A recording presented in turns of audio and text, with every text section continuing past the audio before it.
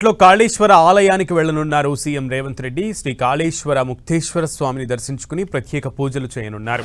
కాళేశ్వరం ఆలయం అభివృద్ధి పనులకు శంకుస్థాపన చేయనున్నారు. అక్కడి నుంచి నేరుగా కాళేశ్వరం ప్రాజెక్టులో కీలకమైన మేడిగడ్డ బ్యారేజీకి వెళ్తారు.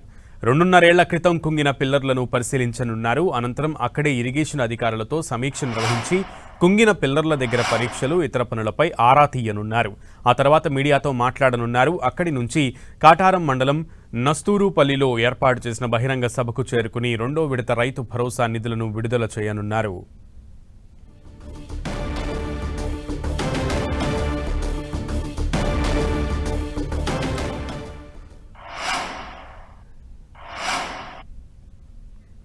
కాసేపట్లో కాళేశ్వరం ఆలయానికి వెళ్లనున్నారు ముఖ్యమంత్రి రేవంత్ రెడ్డి.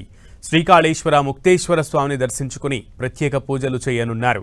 కాళేశ్వరం ఆలయం అభివృద్ధి పనులకు శంకుస్థాపన చేయనున్నారు.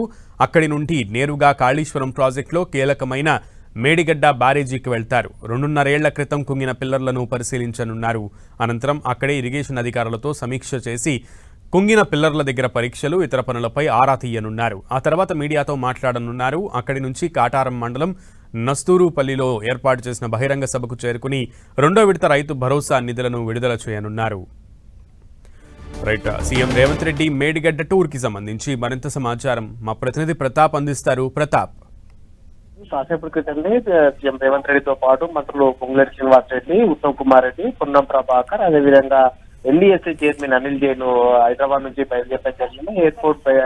బేగంపేట ఎయిర్పోర్ట్ నుంచి హెలికాప్టర్ బయలుదేరిన సీఎం కొంత కూడా మరి కాసేపట్లో మేడిగడ్డకు చేరుకున్నారు. మొదటగా కాళేశ్వరం ముక్తేశ్వర ఆలయాన్ని సందర్శించిన తర్వాత అక్కడ నుంచి నేరుగా మేడిగడ్డకు చేరుకుంటారు. మేడిగడ్డ దగ్గర పనులకు సంబంధించి ఏదైతే బ్యారేజ్ కుంగిందో 2023లో బ్యారేజ్ కుంగిన తర్వాత అది పూర్తిగా ఇప్పటి వరకు అక్కడ ఎలాంటి పనులు చేపట్టలేదు. ఎన్డీఎస్ఏ నివేదిక ఆధారంగానే అక్కడ పనులు చేస్తామని చెప్పేసి గతంలో ప్రభుత్వం చెప్పడం జరిగింది. అక్కడ తనకు సంబంధించి పనులకు సంబంధించి కూడా నాణ్యత ప్రమాణాలు పాటించలేదని చెప్పేసి గతంలో రిపోర్ట్ ఇచ్చిన నేపథ్యంలో ఇప్పుడు అక్కడ రిపేర్లు చేయాలంటే 7వ బ్లాక్ లో పొంగిన పిల్లర్లు ఏవైతే ఉన్నాయో ఆ పిల్లలకు సంబంధించిన వాటికి అన్నిటికీ కూడా సంబంధించి అక్కడ బోర్లు వేసి టెస్ట్ చేయాలి, జియాలజికల్ టెస్ట్ చేయాలని చెప్పేసి ప్రభుత్వం నిర్ణయించి అందులో భాగంగానే ఎన్డీఎస్సీ చైర్మన్ అనిల్ జైన్ తో పాటు అక్కడ సీఎం రేవంత్ రెడ్డి, మంత్రి ఉత్తమ్ కుమార్ రెడ్డి కూడా పర్యటన చేసి దానికి సంబంధించి అధికారిక కార్యక్రమాలకు సంబంధించి అన్నిటి కూడా పనులు ఏ విధంగా రిపేర్ చేయాలి దానికి సంబంధించి కూడా అధికారులు ప్రక్రియను అయితే స్టార్ట్ చేశారని చెప్పుకోవచ్చు. వాస్తవానికి దీనికి సంబంధించి గతంలోనే కూడా చేయాలనుకున్నప్పటికీ ఎన్డీఎస్ఏ రిపోర్ట్ ఆధారంగానే లేట్ అవుతుందంటూ కూడా చెప్పడం జరిగింది. ఇప్పుడు ఎన్డీఎస్ఏ చైర్మన్ కూడా స్వయంగా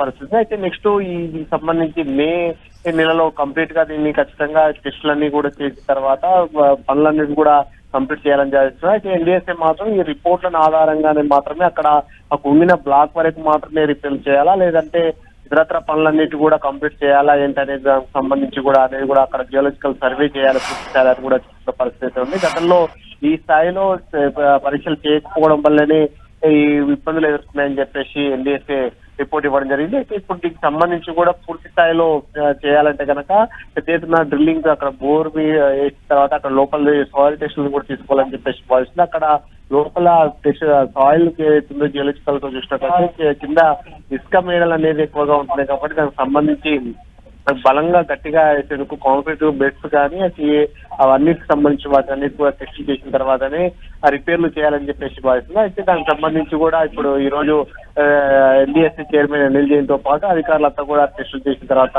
ముందుకెళ్లాలని భావిస్తున్నారు. మరి కాసేపట్లో సీఎం రేవంత్ రెడ్డి బృందం అంతా కూడా ఇక్కడికి రాబోతుంది. అధికారికంగా ఈ కార్యక్రమాలకు సంబంధించి మేడిగడ్డ పనులను ముందుకు తీసుకెళ్లాలని కూడా భావిస్తుంది. ఇక్కడ నుంచి పనులను కంప్లీట్ చేసినాక మేడిగడ్డను కూడా పునర్వినియోగంలోకి తీసుకురావాలని చెప్పేసి భావిస్తుంది. అయితే దీని నుంచి ఇక్కడ నుంచి మేడిగడ్డ నుంచి అన్నారం నుంచి సుందిలకు వాటర్ తీసుకొచ్చిన తర్వాత అక్కడ నుంచి మిగతా ప్రాంతాలకు అన్నిటి కూడా దాదాపు 17 లక్షల ఎకరాలకు ఆయకట్టకు నీరు అందించేందుకు కూడా ఈ ప్రక్రియనంతా కూడా గత ప్రభుత్వం చేపట్టింది కాబట్టి ఆ ప్రాసెస్ అంతా కూడా పునర్వినియోగంలోకి తీసుకురావాలని చెప్పేసి ప్రభుత్వం అయితే భావిస్తుంది. దీనికి సంబంధించి అంతా కూడా ఈ నెల మే అంటే ఇప్పుడు స్టార్ట్ చేసిన తర్వాత మే 30 వరకు కూడా వీటన్నిటి కూడా కంప్లీట్ చేసేసి పనులను స్టార్ట్ చేయాలనే ఒక లక్ష్యంతో అయితే ప్రభుత్వం ముందుకెళ్తుంది.